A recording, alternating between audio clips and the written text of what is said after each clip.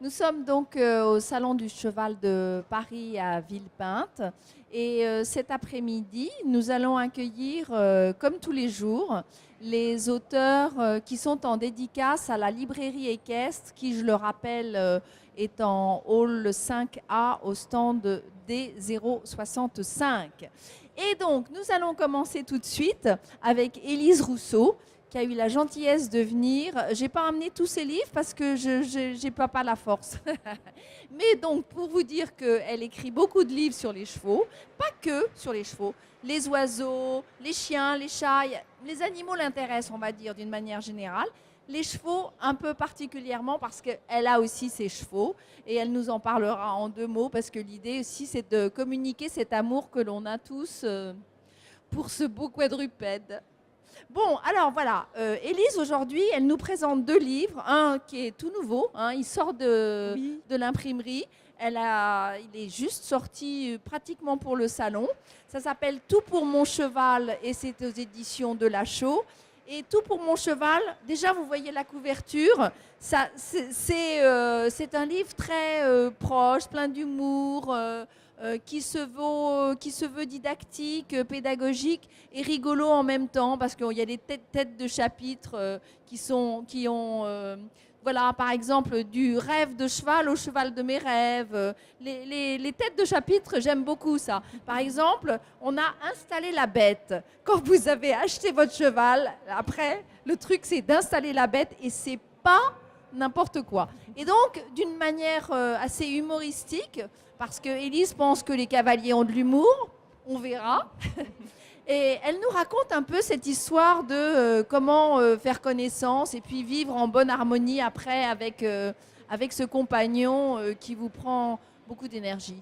Élise, pourquoi ce livre-là aujourd'hui?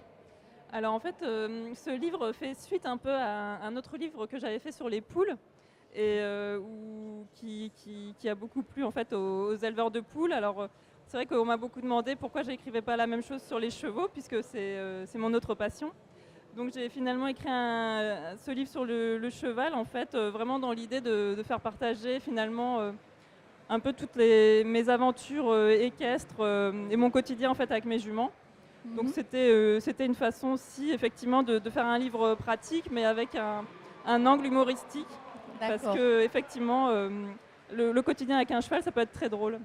Alors c'est très biographique, j'allais dire, dans la mesure où on retrouve des photos de tes chevaux. Oui, voilà mes petites juments Camargue qui ont été en fait mes 2 sujets d'inspiration et qui ont des personnalités assez amusantes et qui ont été vraiment mes 2 muses Par pour écrire ce exemple, livre. tu peux nous donner un exemple sur une chose qui t'a amusé à mettre dans cet ouvrage justement?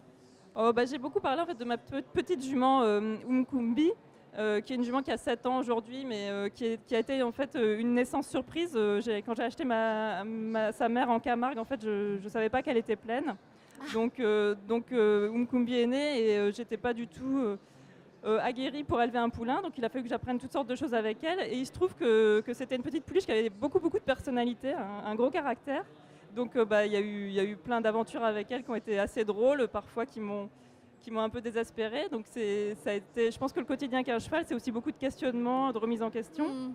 Moi, c'est aussi tous ces questionnements qui m'ont fait aller vers l'équitation éthologique, le renforcement positif et à m'intéresser à toutes les nouvelles méthodes aussi d'approche du cheval, grâce à ces 2 juments finalement qui accompagnent mon quotidien, oui.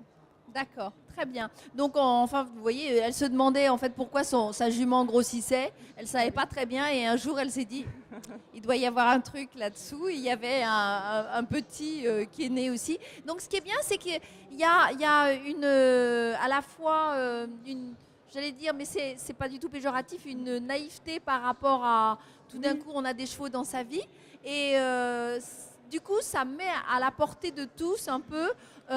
l'expérience que tu as eue. Oui, oui, c'est tout à fait ça. C'est-à-dire, c'est vrai que quand on achète son cheval, finalement, même si on a des années et des années de club derrière soi, on a effectivement une certaine naïveté, une certaine candeur, parce qu'en réalité, apprendre à monter à cheval dans un club et avoir son cheval à la maison, ça n'a rien à voir. On est obligé d'apprendre énormément de choses sur le cheval en lui-même, mais aussi sur la façon dont on doit s'en occuper, ne serait-ce qu'entretenir les clôtures. En fait, on devient un peu agriculteur quand on a son cheval chez soi.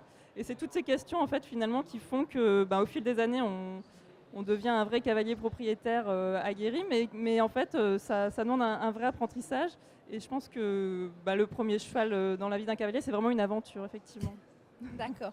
Merci beaucoup, Élise. Ah, si, encore un mot sur ce livre. Alors, c'est pas tous les chevaux qu'elle a adoptés, mais c'est tous les chevaux qu'elle a rencontrés, voilà, dont elle parle ici.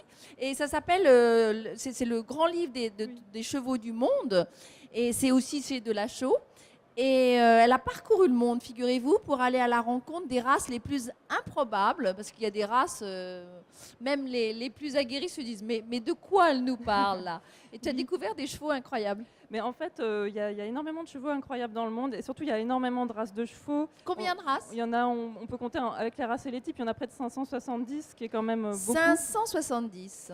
Voilà. N'oubliez pas ce chiffre. Et finalement, nous, on connaît que les plus connus en Europe. Et ce qu'on ne sait pas, c'est qu'en fait, la bonne moitié des chevaux du monde sont en voie d'extinction.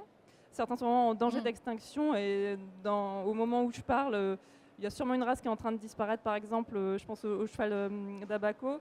Mais après, dans le monde entier, ce qu'on ne sait pas, c'est que par exemple au Japon, il y a une petite race qui est considérée comme un trésor national. Il en reste environ une centaine. C'est le Misaki au Cap Toy, au Japon. Il y a toutes sortes de chevaux comme ça, des petits Mustangs aussi. On parle des Mustangs américains, mais on ne sait pas qu'il en existe plein de variétés. Donc ce livre, en fait, ça a été une façon aussi de faire un tour du monde du cheval, des races de chevaux et par ricochet aussi des cavaliers qui s'en occupent, finalement, qui sont aussi très divers. Et c'est vraiment effectivement 3 années de travail et je dirais aussi d'aventure autour de la Terre, parce que j'ai rencontré effectivement des peuples cavaliers que moi-même je ne soupçonnais pas en fait avant de démarrer ce livre. Donc là, c'est vraiment effectivement un gros travail. D'accord. Donc, si vous voulez en savoir plus, il suffit de vous rendre maintenant à la librairie équestre Équilibre, où vous retrouverez Élise Rousseau aujourd'hui, qui vous racontera, qui poursuivra avec vous ce dialogue. Merci Élise. Merci.